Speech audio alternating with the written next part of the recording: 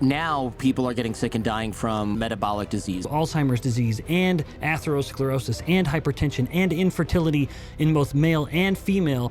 Tell me about GLP-1, aka Ozempic and stuff. This isn't a weight loss drug. Profound nausea, depression, and suicidality. GLP-1 is a satiety hormone. It makes us feel full. If you eat, you get a roughly equal degree of satiety. Look, I have to say, I was skeptical first about having you on because you got a PhD in something called bioenergetics, which, first of all, sounds like Scientology or something that involves chakras. Dude, there is, in fact, that term has been hijacked by like kind of guru spiritual wellness individuals, where it really is like harnessing the energy like chakra in your body, and it's pretty discouraging. I put my head in my hands when I hear that. But in fact, I'm happy to by all means, let me define it. Yeah, please.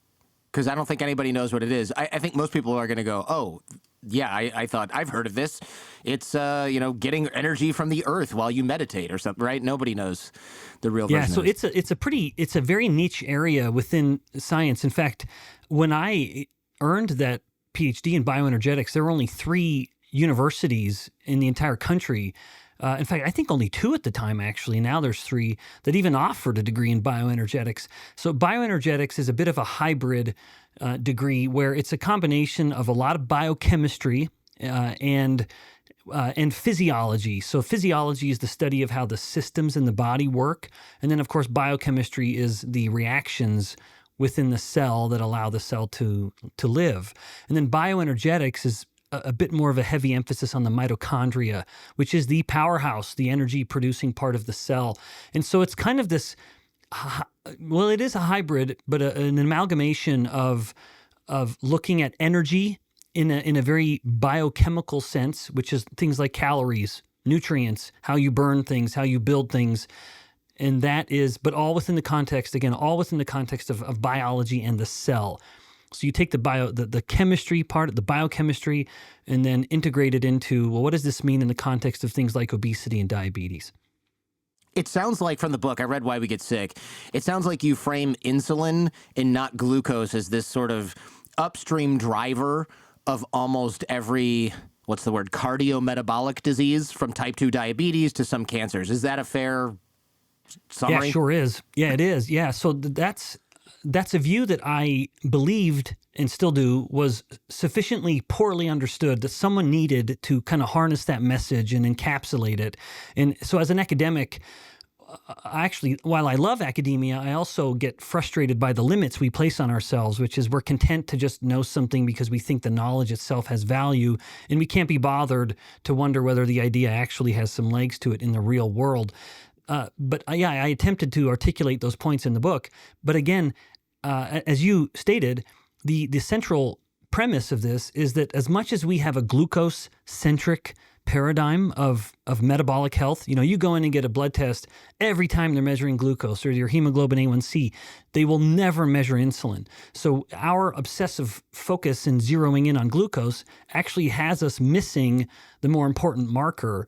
Because if we can reframe the paradigm to focus, or at least include insulin, we not only detect these cardiometabolic chronic diseases much, much sooner, but we also treat them much better. We used to get sick from infectious diseases, right? Cholera and all these, well, now we're getting a resurgence of some of this, but mostly, more or less, this isn't true anymore. I'm not worried about my kids getting dysentery like the Oregon Trail, right? That's not going to happen. Now people are getting sick and dying from what is called metabolic disease. So tell us what this is, because I think unfortunately, the word metabolism has also been sort of hijacked by the fitness and wellness people, where it's like, you got to eat this to get your metabolism going. And my trainer's like, dude, your metabolism has not stopped because you are not dead on the floor. Yeah. That's when your metabolism stops. You don't need to eat broccoli or a superfood or drink this kind of thing to get your metabolism going. And metabolic disease doesn't mean you're not digesting food, right? It's totally different. So tell us what this actually means. Yeah, that's a really, really good question, particularly right now, while we are enjoying a moment where a lot of public health professionals at high levels are talking about metabolic health, quote unquote. And so I think it is in our best interest to make sure we have a common definition of that term, because metabolism does mean It almost means whatever a person wants it to mean. There are as many different definitions of metabolism as there are people to invoke the term. So as a scientist within the realm of metabolic research, I think the most apt definition is actually one that your trainer is alluding to, which is that metabolism is the sum of all chemical reactions happening in a cell at any moment. And then it is defined, you can then one layer down, break metabolism and all metabolic reactions up into two categories. Anabolic reactions, those reactions that are building up molecules, and then catabolic reactions, those biochemical reactions that are breaking things down. Now, even still, with that definition, someone could say, well, what does that have to do with metabolic health? All right, so here's where I think the best definition comes in. And to me, the best definition of metabolic health is, in fact, let's think sort of down two steps. I think it'd be easy for someone, if we could all agree, we would say, okay, the maybe simplest definition is to look at it through the lens of the metabolic syndrome. After all, they both have the word metabolic in them. And the metabolic syndrome is this cluster of complications that always clumps together. Things like elevated waist circumference, elevated blood glucose, elevated blood pressure, and then dyslipidemia. Your blood lipids, your triglycerides, and your HDL are a little out of whack. Did you say elevated waist circumference? That is the best so PC you're term for chubby being around fat the that middle. I've ever heard. Yeah. Yeah. But I do need to emphasize that it is specific to that middle of the body. I see. It's that truncal fat. And so that's why I have to just point it out a little bit more than just saying you're chubby, because where you hold fat matters tremendously.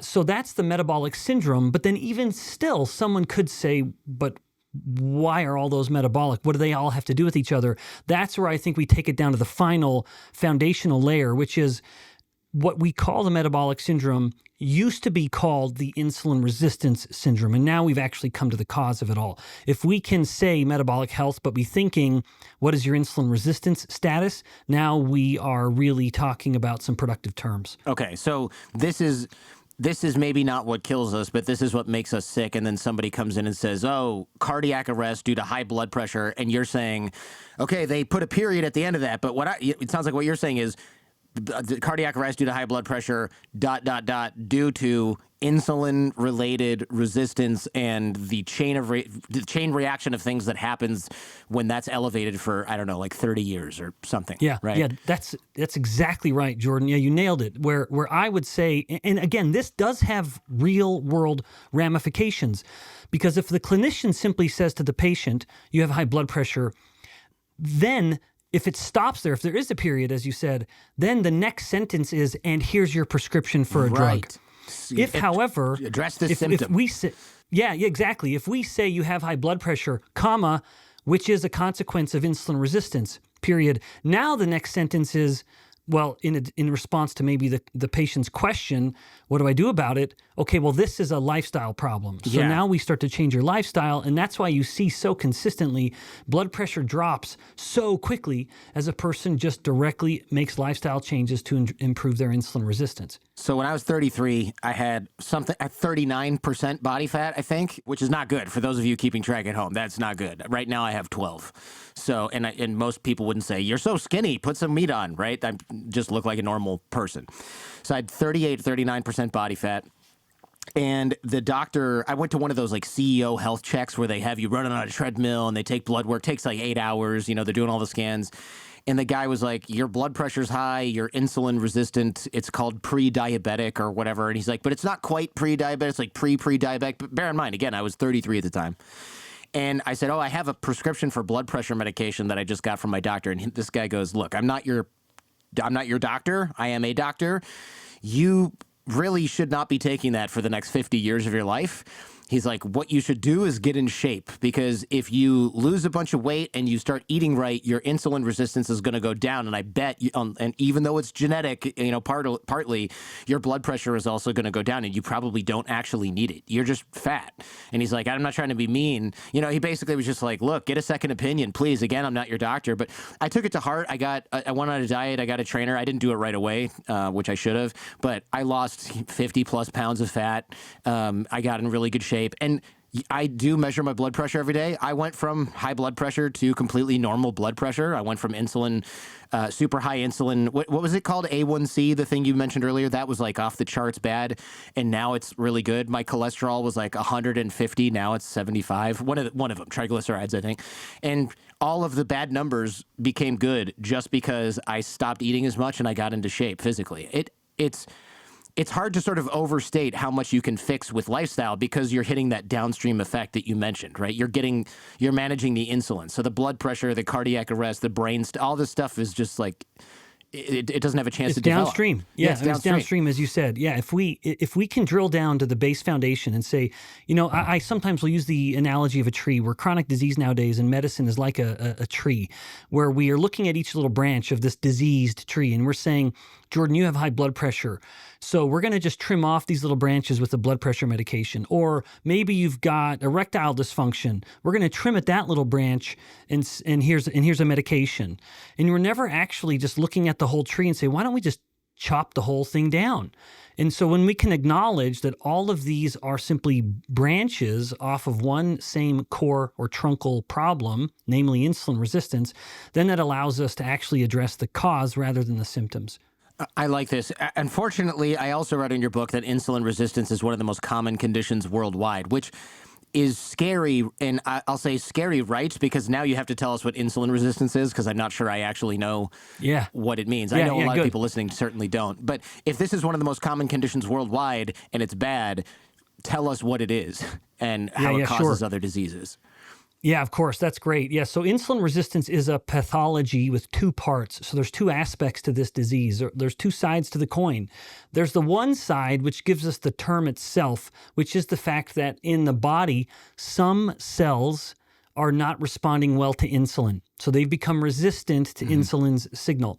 Just to put that in, perspective, insulin is a hormone. Okay, so it tells other things what to do in your body. That's a perfect description. That's what hormones do. Hormones are simply messages that are sent from the body telling the cells what to do. And every cell, importantly, this does matter, every single cell of the body has insulin receptors on it. These little docking stations that are specific for insulin to come and dock and then tell the cell to do something. But again, with insulin resistance, some cells aren't working particularly well. But then that's one half of the problem. When we flip the coin over, this one coin that I'm calling insulin resistance, we have to consider the other part of this, which is that within the body, blood insulin levels are much higher than they were before. So that's a condition called hyperinsulinemia. So insulin resistance is two things. One, insulin isn't quite working well. And then second, insulin levels are much higher. That two-part definition is critical to understand how insulin resistance, as a collective term, can create so many different pathologies where it is. How can it contribute to Alzheimer's disease and atherosclerosis and hypertension and infertility in both male and female, etc.? That we have to keep both definitions in mind. But one other part of this, when we look at the global level, let me just really put a fine point on that aspect of it. I was actually invited to do what's called a postdoctoral fellowship in Singapore, of all places. So after I finished my PhD in bioenergetics in North Carolina, I knew I wanted to continue to pursue science and have the life of an academic as a good means to an end to provide for my family. It was a job that I wanted. And so to do that, getting a PhD is not enough. You have to do something called a postdoctoral fellowship. I did mine in Singapore with the Duke Medical School. Now, of course, Duke has an elite medical school. They partnered with the government of Singapore to create a very high-level elite medical school with a heavy emphasis on metabolism research like diabetes. And type 2 diabetes is the most obvious outcome of insulin resistance. When you think about insulin and its main job controlling blood sugar, well, when insulin's not working well, blood sugar goes up and now you've got type 2 diabetes. But in Singapore, this beautiful country in Southeast Asia, one of my children was born there. We love it there. We just went there for spring break this year. We love it. Interestingly, you walk on the streets of Singapore and you would look at the average Singaporean of predominantly East Asian descent, so Chinese descent primarily, and you'd be surprised at how few chubby people there are. maybe you'd see that maybe they're a little chubby. Someone's a little chubby. But you walk on the streets of the United States with blacks and whites being the primary ethnicities, and we have a lot of obesity here. Yeah. And yet, as much as we are as a country fatter than Singapore, we have less insulin resistance and less type 2 diabetes than they do. Yeah, as a percent of the population, the United States, when it comes to type 2 diabetes as a formal diagnosis, we're about country number 70 or so, whereas Singapore has been as high as number 9. I think they might be in the low teens right now. So it's not just about being fat. It's not just about being fat. And I don't want to force the conversation too early into the origins of insulin resistance, but how we store fat actually matters much more than how much fat we're storing. Okay, I want to get to that in a little bit because I do find that's super interesting. I wouldn't have expected that. However, if you go to China, you will see a lot of fat people. I was shocked. I was thinking, like, you guys, we gave you Kentucky Fried Chicken, but you got to use it responsibly. What is going on here? It's starting to look like Michigan over here. Come on. In fact, no surprise that they have higher rates of type 2 diabetes than we do.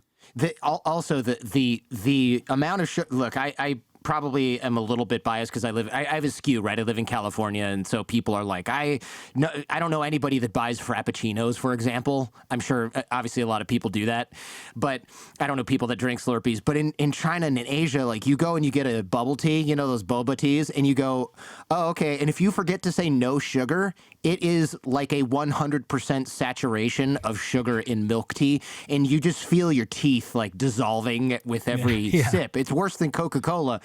And these people will drink and eat treats like that constantly. And my wife, who's East Asian from Taiwan, she goes, yeah, but you don't see any fat people. It's got to be genetic. And it sounds like what you're telling me is it doesn't matter if they're fat. They're still all sick with the same stuff you get, even if you're fat. Yeah, because some ethnicities simply have a potential to get fatter. And again, I don't want to pull us into that too soon, but some ethnicities, like blacks and whites, for example, as different as many people would claim we are as ethnicities, one thing we have in common is that we make more fat cells more easily than many other ethnicities do. And that gives us this paradoxical situation where in blacks and whites, and all ethnicities are on the spectrum, where on one end, we have blacks and whites, we make fat cells more readily than most other ethnicities. But because of that, all of the fat cells we have are smaller. And that's where the rubber meets the road. It's the size of the fat cell that matters, not the mass of fat. Then on the other end of that spectrum, you have people like of East Asian ethnicity where they have a very limited potential to make new fat cells. So any fat that they're gaining is forced to be stored in fat cells that are getting increasingly or ever larger in volume. And that's a difference. The technical terms are hypertrophy when it comes to fat cells getting bigger because we aren't making new ones versus hyperplasia where you're making new fat cells, which means, again, the paradox being you actually have the potential to store a lot more fat because you can just keep making new fat cells. Right. But the result of that is that the fat cells are much smaller, and small fat cells are not only insulin sensitive, they're also actually anti-inflammatory, which helps with the overall health profile of the person. So here, the United States is a good example, although we are not even the fattest country on the planet. Thank you very much. We're neither the fattest nor the dumbest nor the most diabetic in defense of Are you the sure? United States. I want to see Yeah, the I notes. know, it's surprising. I got to see the data. But we are fat, but we are healthier than other countries that are much less fat. And again, it's because we have more but smaller fat cells than East Asians, South Asians, Hispanics. They're all on that other end of the spectrum of having a limited potential to make new fat cells. Wow. And so a little bit of fat, if you take an East Asian version of me and you put 10 pounds on that version of us and versus 10 pounds on this European version of us, the European version, we just don't look as good in our Speedo. The East Asian version, we've got prediabetes and hypertension. Oh, I see. So the bar for them to have the same problems with the same level of fat, it sounds like you're saying it's lower. So like In fact, that's a perfect metaphor, because what the term that is often used when I actually teach this as a lecture, I use the term personal fat threshold. And I actually animate in a little bar on a body. and say, so a person with a very low fat threshold, that'd be like the East Asian body, where a little bit of fat and you've already gone too far.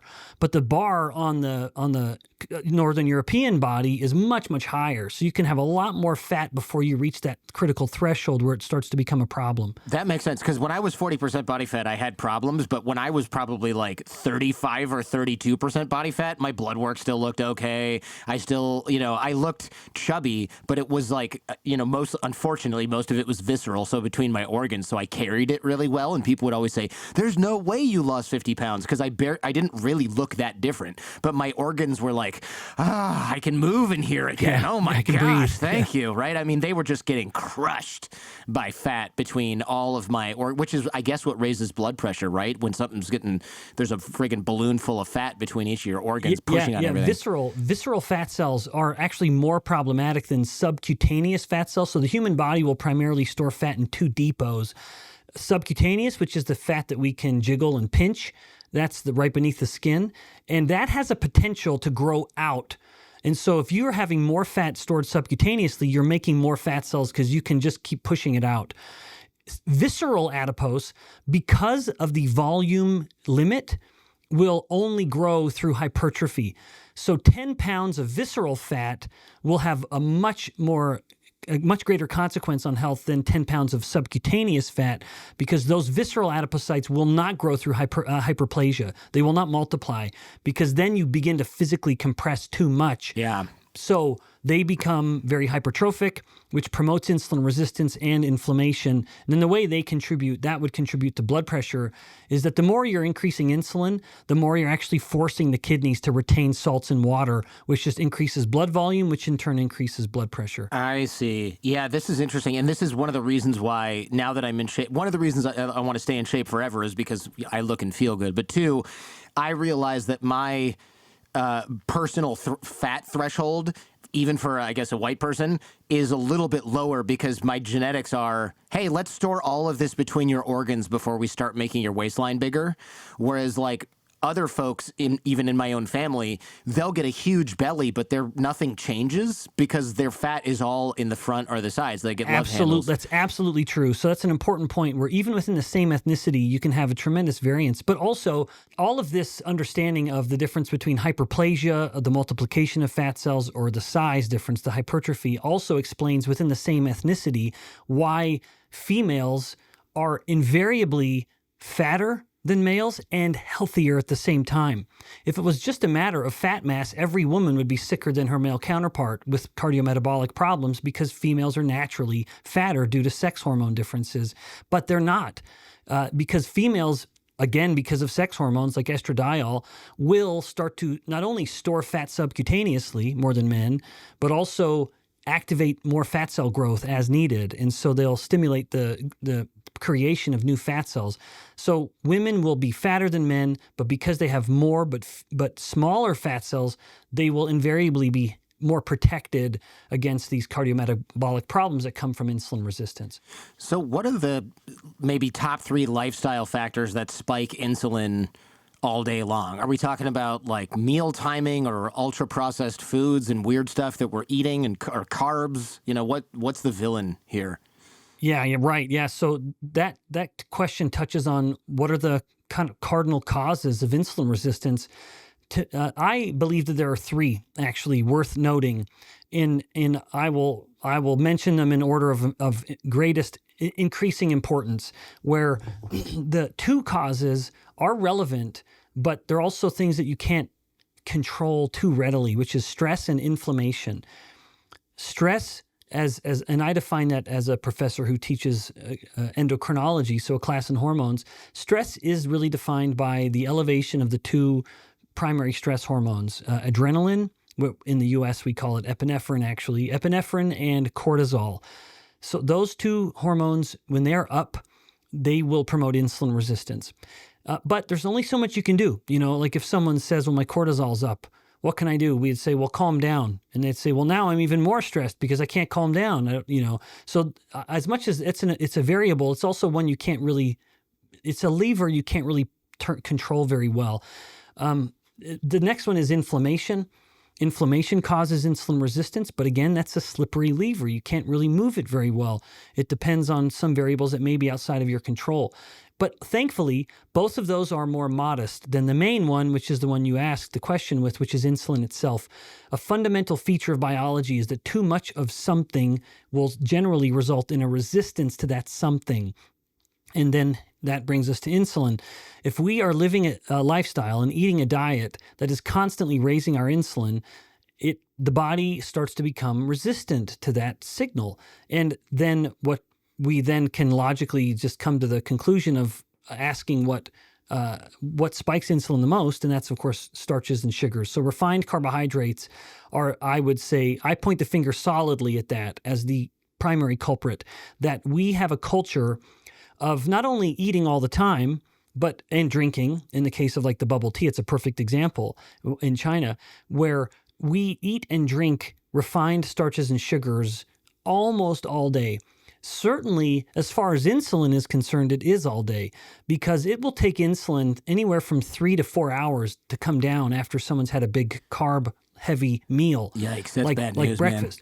Yeah, it's bad news Yeah, because it's bad news the average individual worldwide at this point, from the Middle East to East Asia to Southeast Asia to North and South America, and through Europe and everywhere, the average individual spends every waking moment in a state of elevated insulin. Insulin has come down overnight, just to put all this in perspective. Overnight, we've been fasting just because we've been asleep, ideally.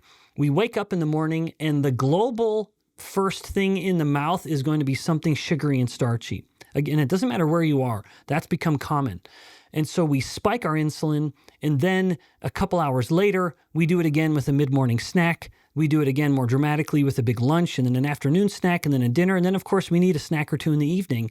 And so it is several hours into our sleeping moments before insulin finally comes down. And so that's why I say insulin matters more than the other variables, but then it matters even more because it's also one that you can immediately start to change by just cutting out those carbs. Is there, let's say that we get blood work done pretty regularly for Americans, which is what, annual or something, if that, right? I do it every probably 10 weeks, but that's because I'm terrified of death. But and also because I spent my whole life not caring and not paying attention, and now I'm trying to make up for lost time, and I'm experimenting with things. But that's neither here nor there. But so my point is, most of us are not paying attention to this stuff, or we get blood work and our doctor goes, looks fine, and you go, all right, you don't really know that he meant looks fine for a 60-year-old man, even though you're 24, right? You're within the normal range, and that's all you care about. Are there other non-obvious signs that listeners should watch out for, or viewers, I should say, as well? Like, what if we're tired all the time, or I've got a bunch of weird marks appearing on my skin? I mean, is there some kind of obvious thing that we can see with our eyes? Yeah, so let me just reiterate the first point and revisit it just briefly. I would strongly encourage anyone who can to get their fasting insulin measured. So next time you go in actually for a lab test, try to buck the trend of insulin never being even discussed and say, hey, can you check that box there and actually measure my insulin? And if you can get a clinician to do that for you, you want to see your insulin somewhere below about 6 microunits per mil. So if you see that lower number, single digits, that's a really, really good sign that you're insulin sensitive. If you aren't able to convince your clinician to measure insulin, then look at your lipid markers. Take your triglycerides number and divide it by your HDL cholesterol number. And if that ratio, the triglycerides divided by HDL, is less than around 1.5, even better, less than 1, that's a really good sign that you're insulin sensitive. And so your metabolic health is going to be somewhere good if that number is down by close to 1 or even lower. Now, if you aren't relying on a blood test, then actually you mentioning the skin is a good one. Skin is a window to the metabolic soul. And interestingly, you can see the two most common skin features right around the collar line of the neck. That one of them is a condition called acanthosis nigricans, which is a complicated term referring to the skin changing in both texture and color And with the color, it simply starts to get a little darker, pigmented.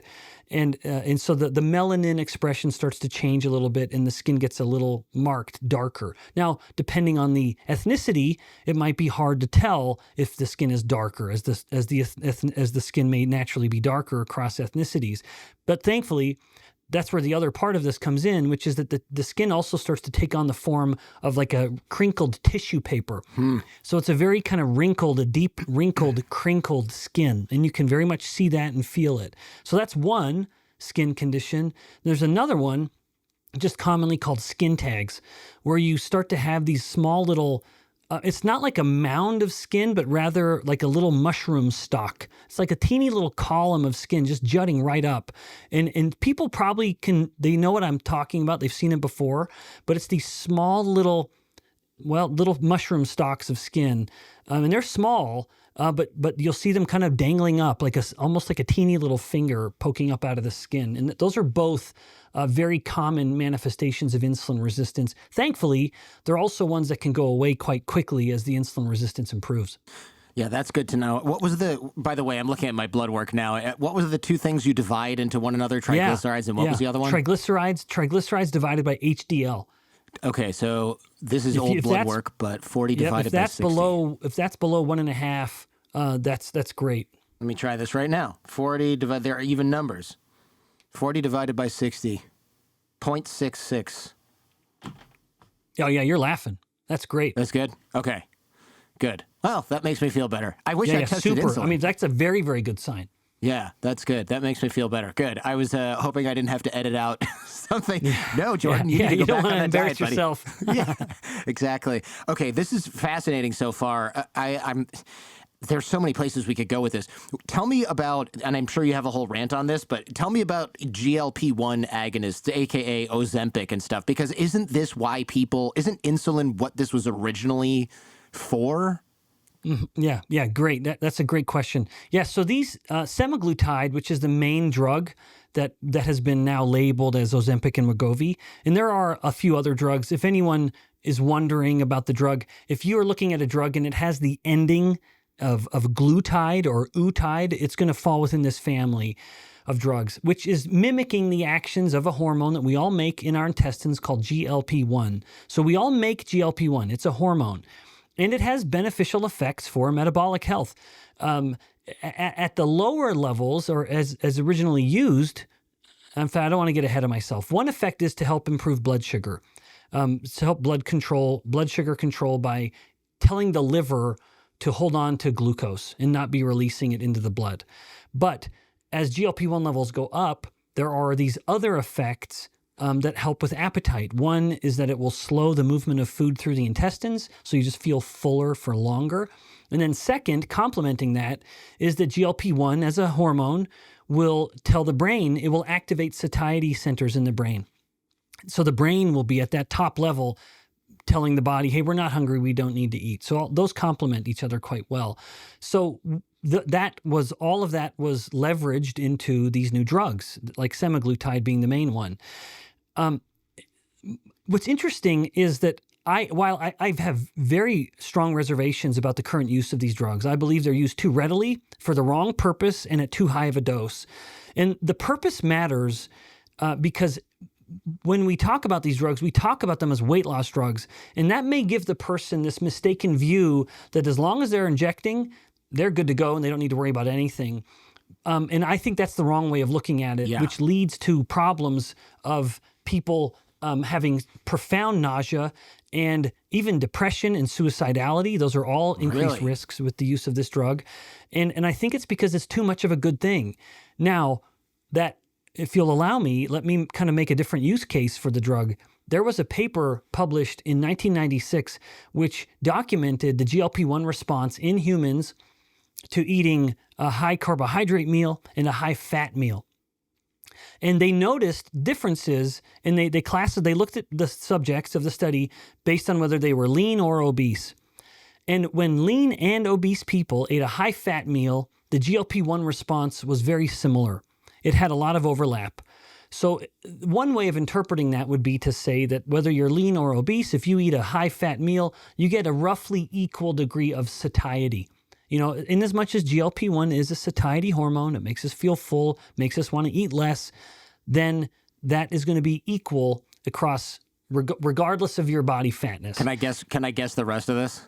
Please. So the fit people versus the obese people eating a high carb meal, the satiety was wildly different, and the people who were obese were not satisfied after eating even a high carb meal. Yeah, exactly. So, in fact, there was literally, Jordan, there was no response. When they looked at the GLP-1 response to the high-carb meal, it stayed within the normal range, and it did not reach a point of statistical significance at all in the obese people. Whereas in the lean group, it went fantastically high and stayed elevated for about 3 hours. And so I say all of this is to say that we should have empathy, that if we are sitting at a table and we're going out for pasta and garlic bread, someone is going to eat a certain amount of that and feel full, in part because of GLP-1. Someone's going to eat a certain amount of that and not feel full and simply be looking around for the next plate of pasta and garlic bread. So to me, that suggests a better way of using these drugs. Because if we can then say to the person, you have a carb problem. And let's face it, people who are overweight, obese, and diabetic, no one is sitting around craving a plate of bacon and eggs.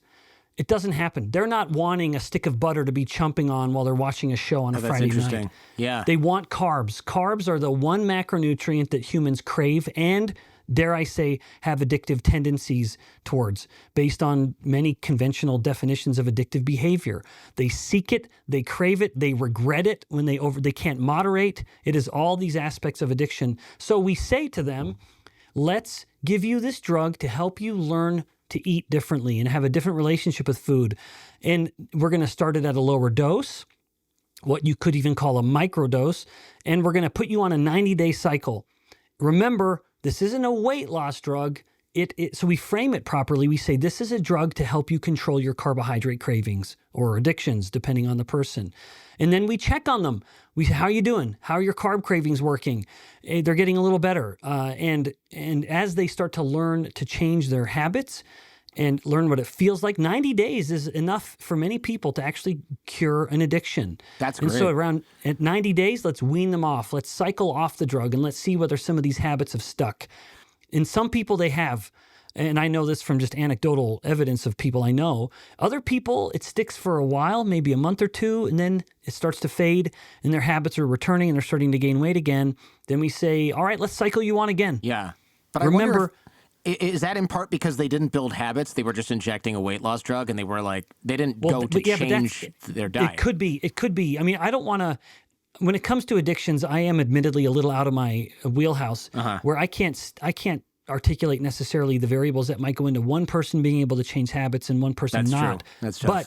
But even still, I think it's important that we frame the conversation outside the context of just weight loss, and we say this is a drug to help you change your habits. And then the person is more mindful, where in the evening, if they are now starting to crave 5 bowls of cereal, they will remember, hold on, wait, no, I'm taking this drug to help me control these carb cravings. And I think there's something to be said for that little bit of placebo kick, where if they're thinking about the drug in the proper framework, I believe firmly that they're going to get a little more help. I like this. I've actually been both of those people, the person who can eat one breadstick at Olive Garden and be like, oh, God, I feel kind of gross. And then the person who can eat multiple baskets of breadsticks at Olive Garden and be like, where is that chicken piccata? I am hungry, right? And I'll let you guess what weight I was at during both of these phases of my life, right, of eating. I'm very careful on this show to make sure that we sort of like, I'm glad you brought up the satiety thing, because it's really easy for people to kind of be mean to overweight folks and be like, you just need to try harder. But I know from going on a diet and losing all that weight myself without drugs, I was talking to a bodybuilder who diets for contests, and he was describing how hungry he was at certain calorie levels. And I was like, I don't really experience that.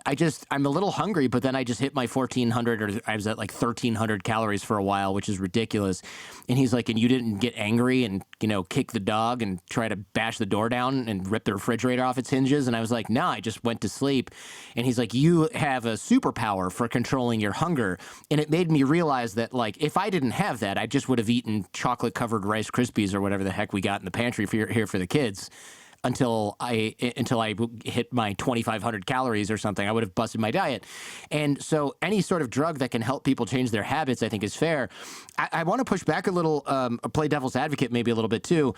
Even if you took GLP-1 forever, semaglutide, whatever, forever, isn't that still healthier than being obese? Because obesity, reading your book, it just basically is one of the worst things that can ever happen to your body. So unless these drugs kill you in some other way, it's kind of, and even if they do, maybe it's kind of better to still live with that and then not be obese, because like maybe you lost some bone and you lost some muscle and you need to work on that, but you don't have high blood pressure, you don't have joint pain, you don't have cardiac issues or whatever, you don't have social stigma that you're dealing with, you don't have confidence issues you're dealing like. It kind of seems like even the worst GLP-1 Ozempic addiction is better than being 100 pounds overweight. Is that? No, that's a really, really good counter. In fact, I as a scientist, just to help everyone appreciate it, I'm one of those old-fashioned scientists where I just pursue truth. To be a good scientist, and I hope I am one in all humility, I hope I am one, you have to be prepared to dump every theory you have the moment the data proves you wrong. And so you have to be humble and open-minded to counter points.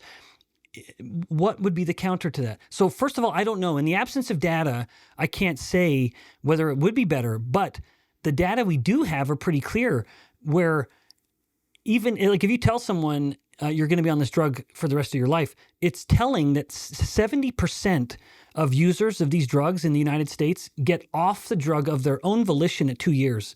They don't want to keep taking it. That's great. They basically say, I'd rather be fat than feeling the way I feel. Oh, never mind. I spoke too soon. No. I thought you meant it worked. Did they get off the drug? No, I'd rather be fat. I mean, Holy maybe crap. some people would say, well, I lost the weight I wanted, now I'm off.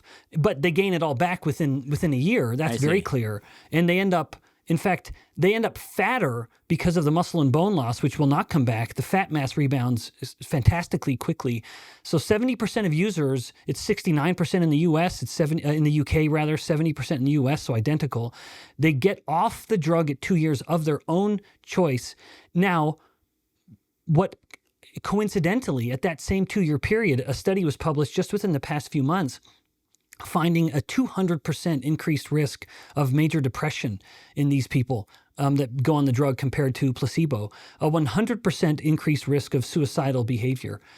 So there is something about these drugs where they would rather be fat than feel the way they're feeling. And so maybe one way of articulating this, now this is my own opinion here, as much as we talk about these drugs as, and I don't even mean for this to sound like I'm universally opposed. I hope I've articulated what I think is a use case for these drugs. Yeah, it doesn't sound like you are. So one way of looking at the drug, as much as we put a very favorable light on it or shine a favorable light on it by saying this drug helps you control your cravings and you crave these carbohydrates less. Maybe if we're being a little more honest, we would say this drug makes you less interested in things you used to be interested in. And a person was interested in carbohydrates and snacking on salty and crunchy and sweet and gooey foods, but which is good to control. But they might have also been interested in going and playing pickleball with their friends. Now they don't really care to do that as much as they used to.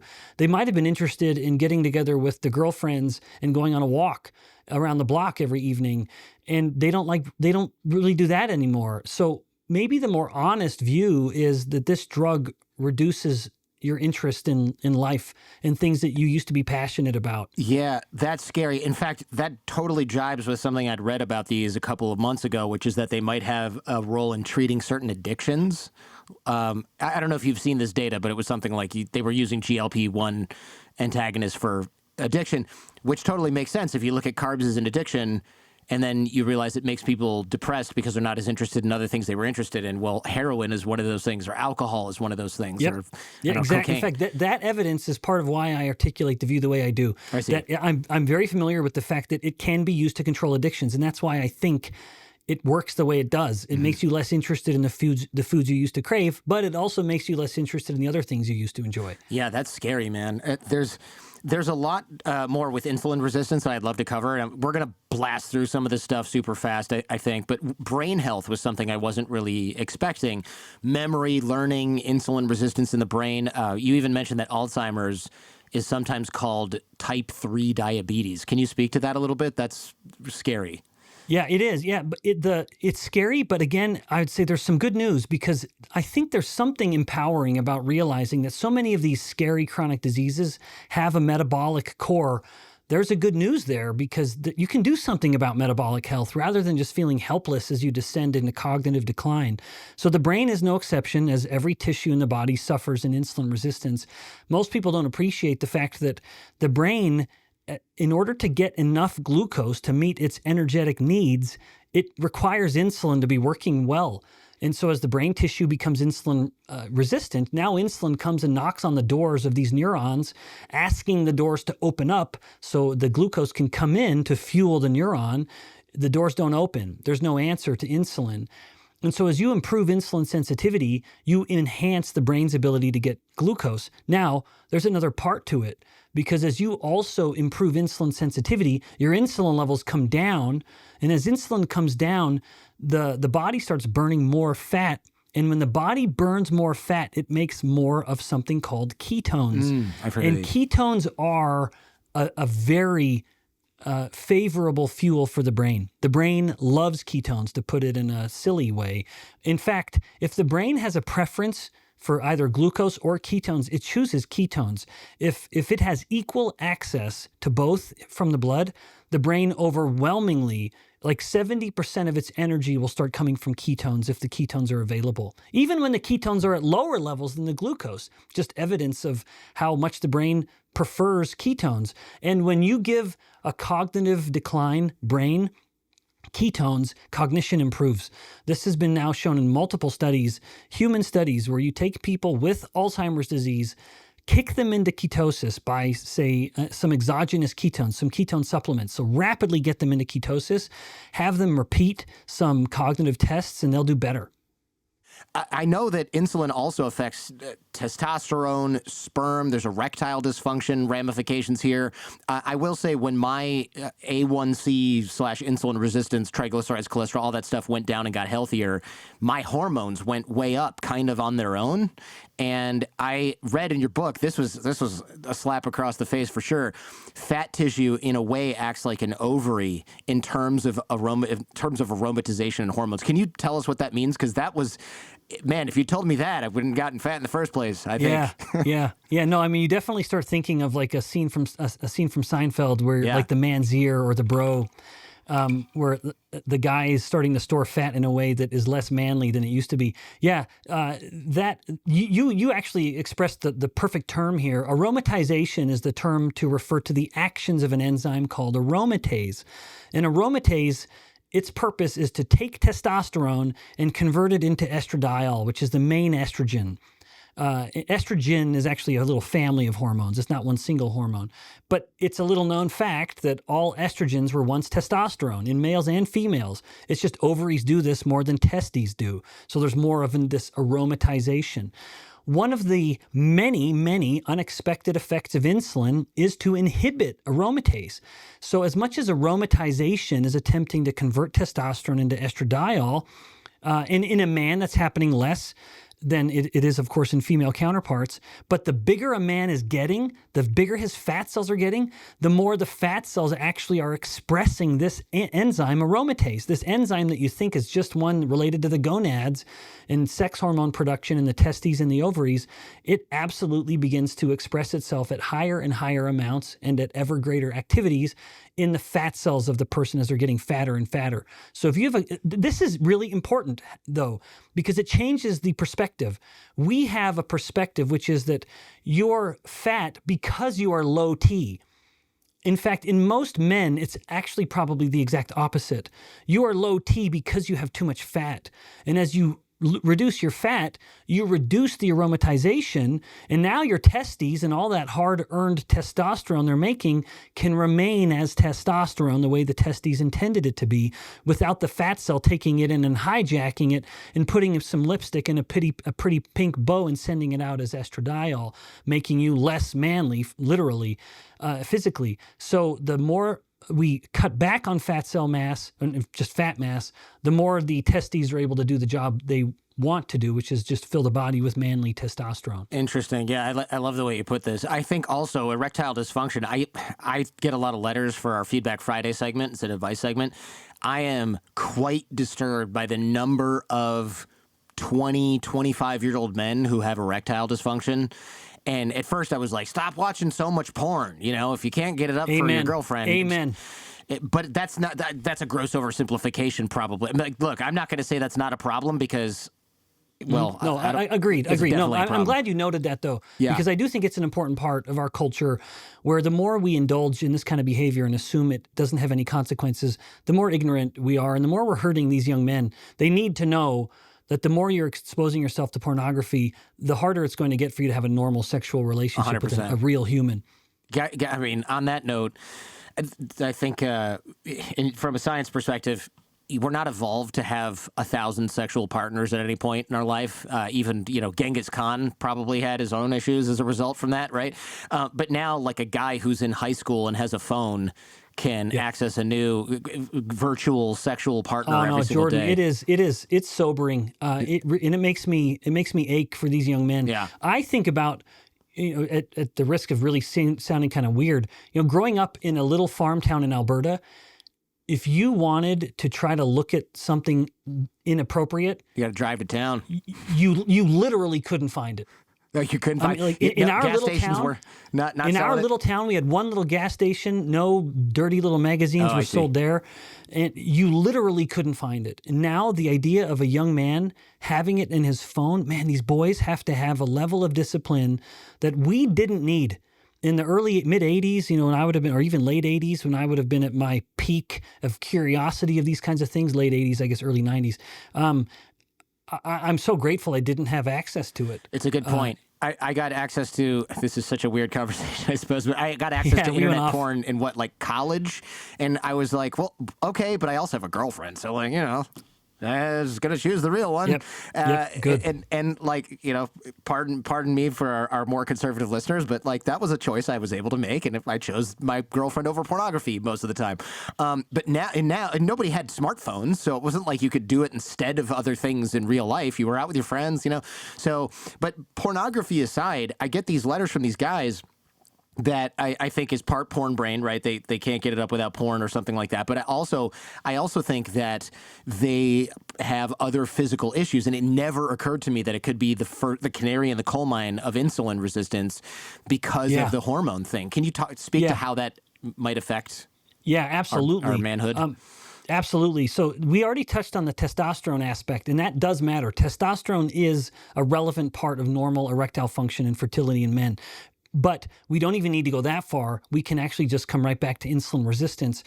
It's a little known effect. One of insulin's additional effects is to act on the endothelium of blood vessels. The endothelium is the innermost lining of the blood vessel. So think about every blood vessel as a hose, a tube, and then the innermost layer is the endothelium.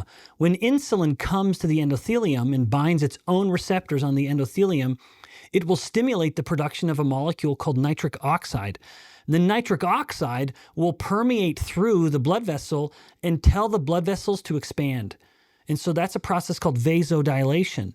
And it is an essential part of normal erectile function, that insulin acts in those blood vessels to stimulate this increased blood flow to enable normal erectile function. If insulin isn't working well, in insulin resistance, it isn't, then those blood vessels stay constricted. In fact, this is so well known to be connected that there was a paper published by physicians maybe 10 or 15 years ago, and the title of it was really telling, where it said something like, "Is erectile dysfunction the earliest manifestation of insulin resistance in otherwise healthy men?" I think that might literally be the title of the manuscript, just suggesting that there's this incredibly relevant metabolic component to this hormone that we used to think of as only being relevant to blood sugar. No, it also regulates even something like erectile function. And then in women, we have the counter. We have the balanced other side, which is polycystic ovary syndrome. Whereas in men, PCOS. PCOS, So I keep that hearing is the about most this. common. That's the most common form of infertility in women. And once again, it's a consequence of insulin resistance affecting the ovary's ability to produce sex hormones, which prevents her from having a normal ovulation cycle. And she has PCOS as a result. So both of the most common forms of infertility in men and women within their respective spheres still have the same metabolic core.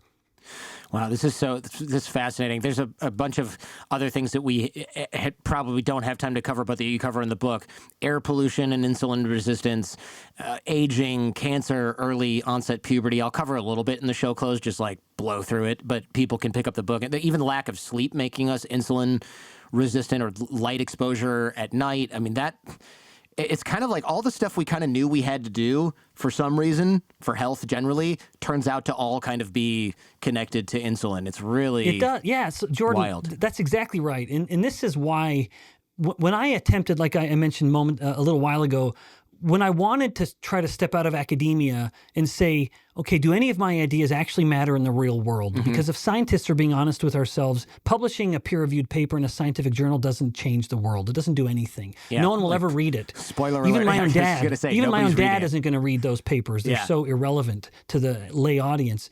So when I was first imagining what are my best ideas to articulate to help people be healthier, it was to just bring awareness to this one problem because of how common it is, and because of how relevant it is with so many diseases coming from it. But just to be clear and to confess, I don't want someone to roll their eyes and think, okay, Ben believes that insulin resistance is the singular cause of all ills. No, there are other noxious stimuli that would play into chronic diseases that would totally be going around insulin resistance entirely.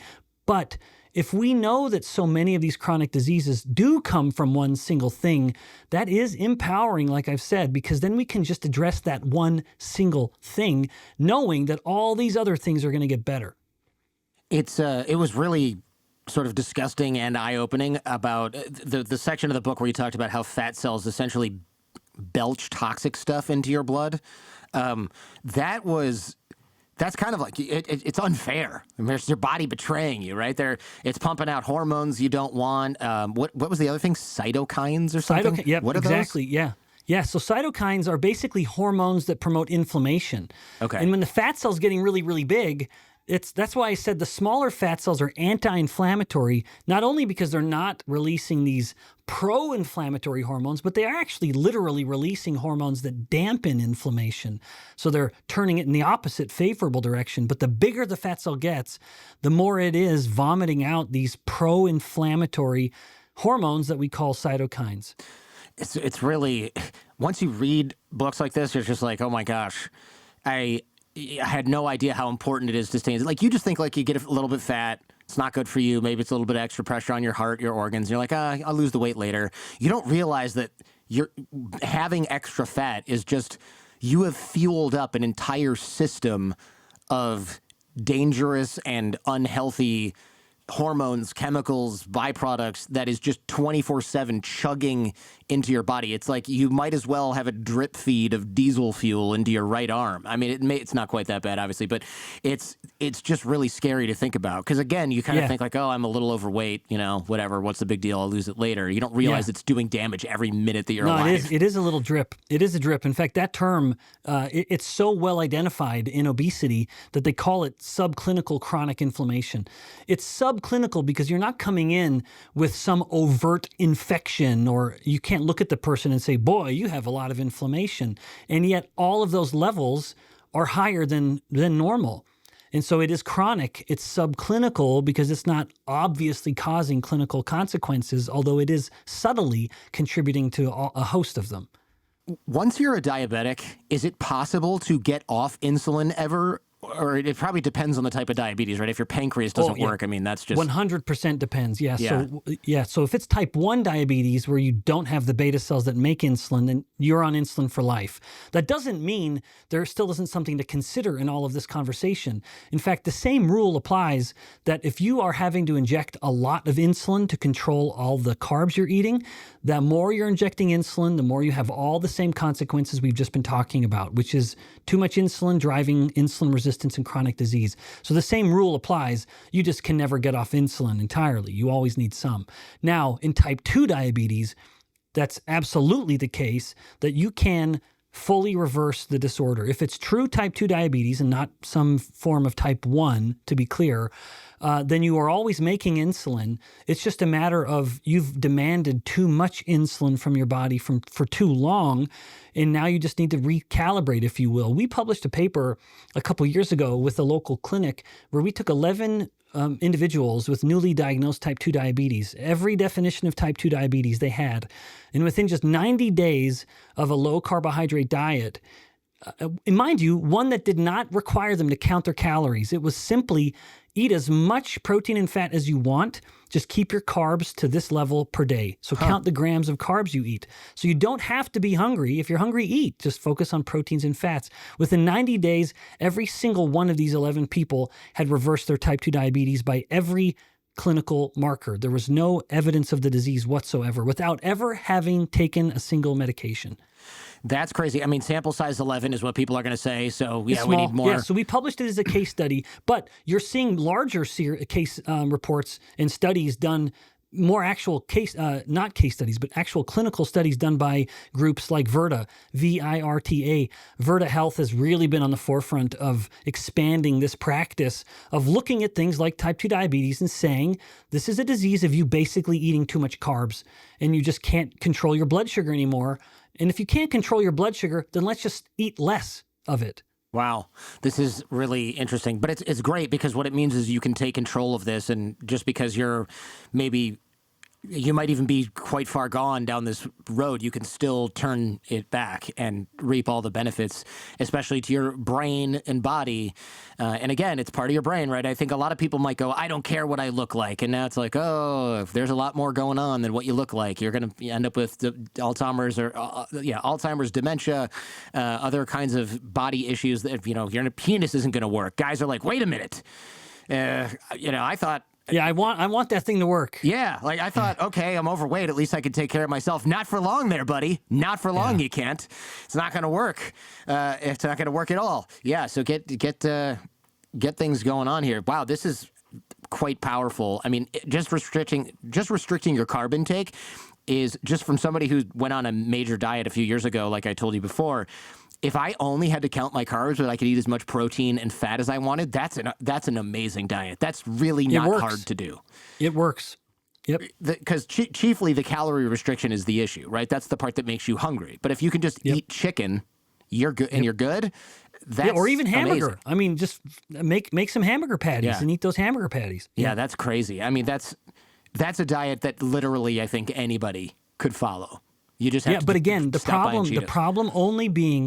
problem being how addicted to carbs are you? Yeah, right. Of course, that is what's hard. So as much as the concept is so simple, but the implementation might not be. There are some people who just with that knowledge are able to say, "Okay, I'm in. I'm committed." That was me, you might be one of those people. Yeah. But there are a lot of people we know where those carbs are calling. It's like a little siren call every evening, tempting them to jump off the ship and drown themselves in 5 bowls of cereal. That's when you got to get out the Atomic Habits James Clear stuff, right? And not have it in the house, and make it so that your DoorDash requires you to log in every time you want to order something, and all that stuff to get rid of the carb temptations. Have a locking cupboard that if your wife wants to eat Cheetos, she can, but you can't get in there. But also recruit help. If you can.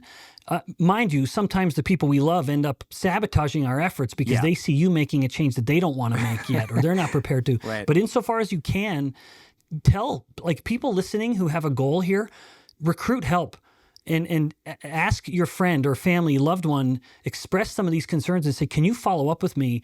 I've with all I know, with as much knowledge that I have, I've mentioned now a couple times having bowls of cereal. That is like crack cocaine to me in the evening. I will go through this pattern of like an addict where I will say, well, I'm just going to have one little bowl. It's fine. So me. Knowing that I'm not going to stop at one bowl. If I could stop at one bowl, that would be fine, but I don't. I will not stop eating those frosted mini wheats until I have them coming out my nose. And so I've told my wife over the years, if you see me go to the pantry, but again, we don't buy it very often because I know I can't control myself. But I'll tell her, Cheryl, if you see me going to the pantry, you stop me. Yeah. And I'm going to be a little tiffy about it. That's I'm going right. to be a little angry, but I'm never mean, but you don't care. You never care about how I feel about anything. Don't care now. Don't start so now. you're in right. charge. Yeah. You just tell me to stop. And it has helped.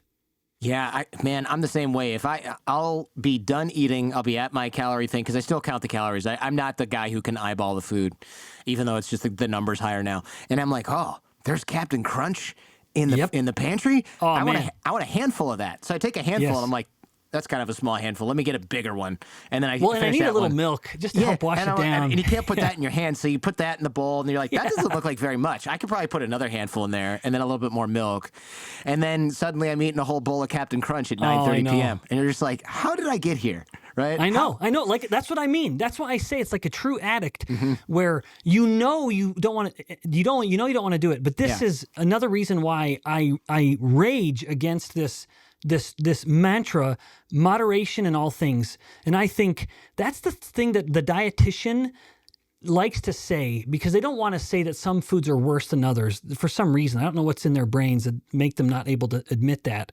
But moderation in all things is one of the most horrific ideologies when it comes to addictive habits. Would we ever tell an alcoholic friend, if we're going out for drinks, hey, we're going to go out for drinks. Why are you drinking milk? I say that as a Mormon boy who does drink milk when I go out with buddies. And we'll say, hey, why are you drinking? Well, just come have a beer. Well, I can't. I'm an alcoholic. Well, then just have one. Yeah. Yeah. Nobody says How just stupid. one. Just do one line and then stop. Yeah. How stupid is that? So St. Augustine, funny for a Mormon boy like me to quote a Catholic saint, St. Augustine said, which is brilliant and beautifully articulated, abstinence is easier than perfect moderation. For some of us, we need to acknowledge I'm an addict to these carbs. And so it's easier for me to never even start eating than it is to stop eating. So just don't even start. Yeah. Yeah. I routinely say, why did you buy the big box of this for the kids? And my wife's like, for the kids, huh? And I'm like, I don't need you enabling me. Yeah, no, in fact, your dynamic might be the same as mine. Yeah. My wife and I can have a pint of Ben & Jerry's or a pint of Haagen-Dazs, one for me and one for my wife. She has this alien-like ability to pop the lid off and daintily eat 5 or 6 bites, put the lid on, and put it in the freezer. Yeah, that is. And I can't look relate. at it. I can't relate. Because not only am I going to go to the bottom of my pint, but I'm going to be wondering when she looks away so I can go finish hers too. That's right. I want to taste a couple of those too on the other side. Yeah, exactly. Yes. So folks obviously should talk to their doctor before they go on diets of any kind, probably. But yeah, cut out the carbs and stop buying them and things like that if you can, and see if your fasting insulin levels change. That's the metric we're looking at in the blood. Fasting Absolutely. insulin. Yep. Now, what about artificial sweeteners? Like if I'm drinking a Diet Coke, is this spiking my insulin, and is that bad? Yeah, good question. No. So it depends on the sweetener, but with Diet Coke, very explicitly, aspartame does not increase insulin. And so drinking a diet soda, and even nowadays more and more of the sodas have sucralose in them too. So if it's a zero drink, rather than just diet, then it has some aspartame and sucralose. I personally don't like the taste of sucralose. It's a little too sweet for me. Yeah, same. So if I want an indulgence, and I absolutely sometimes do, I will drink a diet Dr. Pepper, and there was no effect on a CGM or on insulin whatsoever. Now, that's not to say all sweeteners are benign. Stevia is maybe the best one most consistently. As long as stevia has been around, there's never been a single negative paper published about it for the most part. But aspartame's fine, stevia is fine, monk fruit extract is fine, erythritol is fine. But then some of the other alls do have a mild insulin effect, which can have consequences where it might make you a little hungrier after. And so my view on sweeteners is if a person eats something that has been sweetened with a sweetener, and if it makes you a little hungry after, then it's one you should probably avoid, because it probably is spiking your insulin. And mind you, some people can have a different response based on their microbiome. The microbiome actually can metabolize some of these sweeteners in different ways. So it gets more complicated than most people want to think. But, I should have actually mentioned a sweetener, allulose. Allulose is one that, far from making you feel hungry, increases GLP-1 significantly. And so allulose, people can get some of those at RX Sugar, for example, makes a bunch of allulose products where you're going to feel more full. So that's something I've used in the past in the evenings when I have some cravings. I'll eat a little sweetened allulose bar or something, and it'll be pretty effective for appetite control. So not all sweeteners are created equal. I might have to link. You might have to send me a link to your favorite allulose sweetened bar because I've never heard of that. I want to try that, and I'll put it in the show notes because I think people are going, "Wait, there's a bar I can eat that will make me not want to eat more stuff after that." That's pretty useful. What's one habit you changed after seeing your own data? That's a great question. In fact, data is the right way to frame it because I did some of these changes I made. This one change that comes to mind, I made it based on data that I saw from wearables that I had on, monitoring my sleep and at the same time monitoring my blood sugar levels with a continuous glucose monitor. Maybe the one habit that I've changed that has helped me the most overall, including and most especially my sleep habits, and I've long been a terrible sleeper, has been not spiking my blood glucose before I go to bed. Actually, I would wonder at why I would be lying there in bed, my heart would be racing. It'd be beating hard and I'd be hot and I'd sweat so much. I'd be so hot. And I didn't know that I was going to bed hyperglycemic every night. And hyperglycemia actually stimulates the sympathetic nervous system. That's the aspect of our nervous system that gets us ready to run and engage in something physical. Well, that's a terrible time to activate your sympathetic nervous system when you're trying to sleep. And so the one habit I changed the most based on data, my own, was really avoiding glucose spiking foods in the evening. Easier said than done, but I've shifted to Mr. other Cereal habits. Bowl. That is easier said than done. Yep. It's funny. What's one thing you changed? No, I stopped eating carbs in the evening. Didn't we just talk about how you eat cereal every night? That's good to know, though. It's been a tough one. But that helped me with my motivation, honestly, because when I started thinking about the lingering consequences of my poor sleep, it became a little more stark, where before it would just be, hey, Ben, you're losing your six-pack. You're going to get a little chubby. Well, that's so subtle that I could justify it. But when I really acknowledged, no, this is making me really chronically sleep deprived and I feel miserable all the time, that gave me a little extra push to actually help me make some differences. I'll wrap with this. If you could allocate, let's say, $100 million of NIH money tomorrow, what study would you run? Oh my gosh. I would actually that's an awesome question. I would do the opposite of all of these weight loss studies. So there's still a very ongoing, raging debate about the nature of obesity, where some people will say it's just purely calories. Some people will say, no, it's just purely hormones, namely insulin. And my view is that it's actually a little bit of both. That a fat cell needs to be told to get fat, which is what insulin does, and it cannot without that signal. But at the same time, it has to have those calories to fuel that growth. So you can't have it either way. The problem is all the studies that have been done to try to answer that question, is it a calorie problem, is it a hormone problem, have been weight loss studies, which introduces a tremendously relevant confounding variable, which is when you take the average person and say, you're going to go from your standard American diet to this low-fat diet, high carb, it's actually still fewer carbs than it was compared to the standard American diet. So in both diets, you actually have both lower calorie and lower insulin, because even though this one over here is low fat but high carb, it's still fewer carbs than it was before because you're making them eat so much less.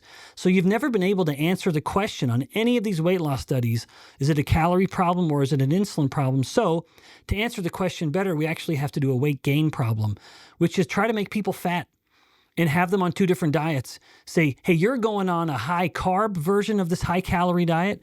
You're going on a ketogenic version, low carb, high fat version, but it's high calorie, and we're going to see which one makes people fatter.